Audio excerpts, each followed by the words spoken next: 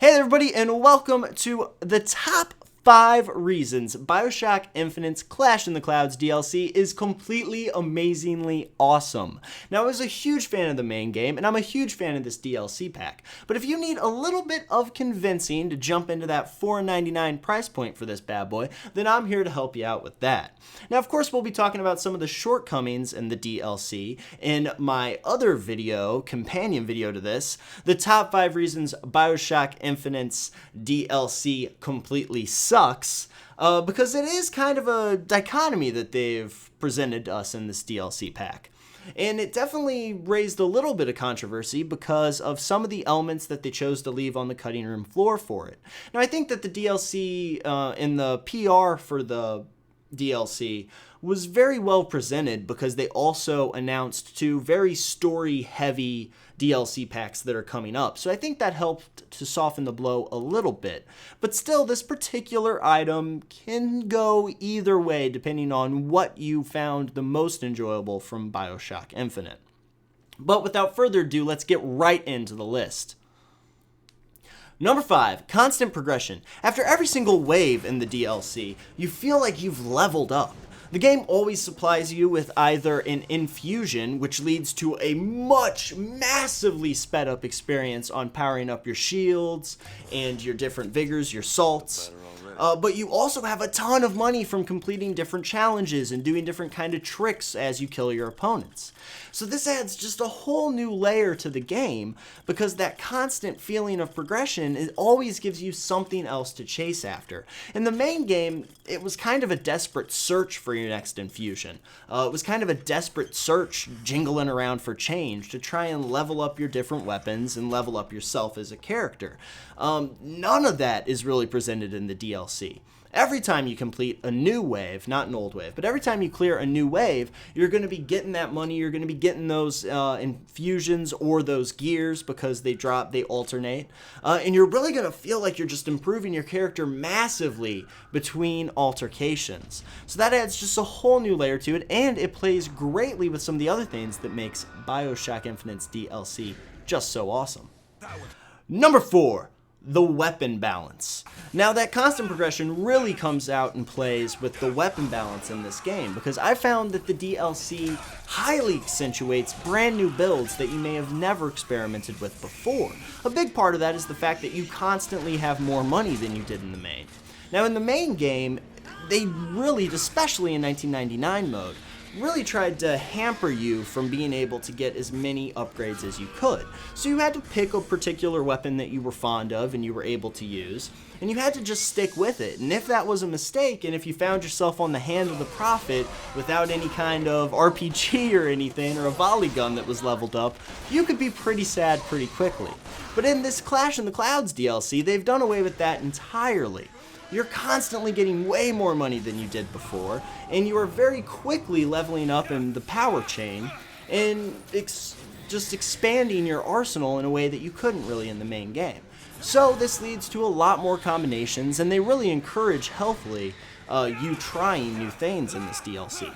So altogether, the weapon balance really comes out and sings in this pack, because it showcases the fact that there are a lot of different builds that you didn't experiment with previously that are really useful or at least really, really fun. Number 3, the combat.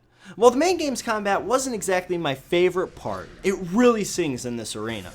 It's just plain fun, and a major part of that is being able to level up and being encouraged to use different kinds of tactics. But the other thing that really drives this point home is that it's a very much more cerebral of an experience than it was in the main game. In the main game, overwhelming odds would occasionally cause you to come up with an alternate way to handle a situation, but brute force was almost always the best way to handle an altercation. In this DLC, some of the more interesting trophies, achievements, and difficulty ramps allow you to really have to think and really have an opportunity to play with what you're doing with your vigors and what you're doing with your weapons.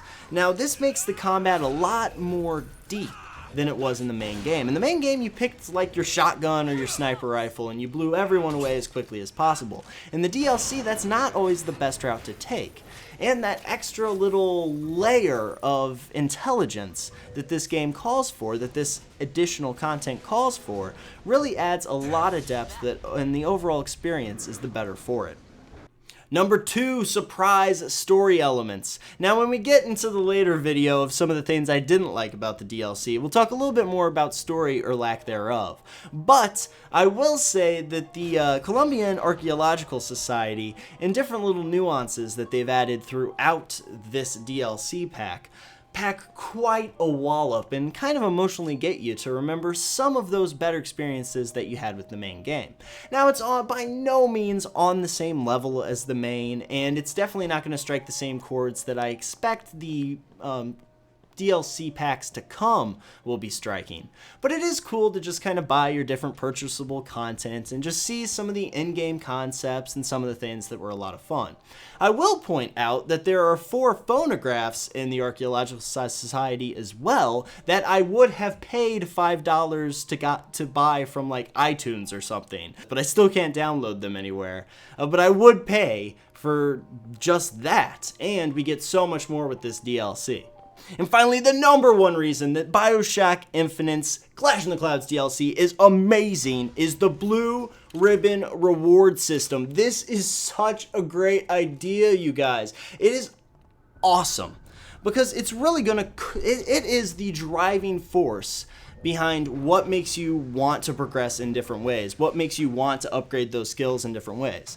If it wasn't for this blue ribbon system, you would be able to just get your shotgun, very quickly level it up, get your sniper rifle, very quickly level it up, and get your favorite vigors from before and just use the same loadout. But the blue ribbon system almost forces you, especially early on, to use some weapons and vigors that you're not really used to.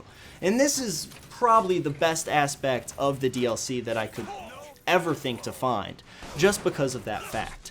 It is the driving force behind why the combat is so much more fun. It is the summation of that constant progression that you're going through. And it's also a really great way to showcase that weapon balance that you might not have found in the main game. Now, I know some people aren't completionists, so maybe the Blue Ribbon reward system isn't for everybody, but if you're looking for a significant challenge spike, and for a brand new experience on how exactly the gameplay in Bioshock Infinite functions, then this system is really the way to go, and it is the number 1 reason why this DLC is so great.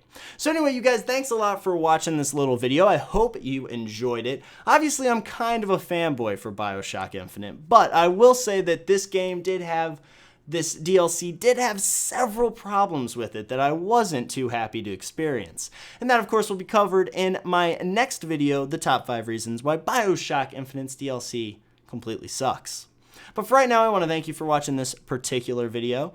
Be sure to check that one out if you can or if you want to. But even if you don't, I want to thank you one more time and say that I will see you on the next one.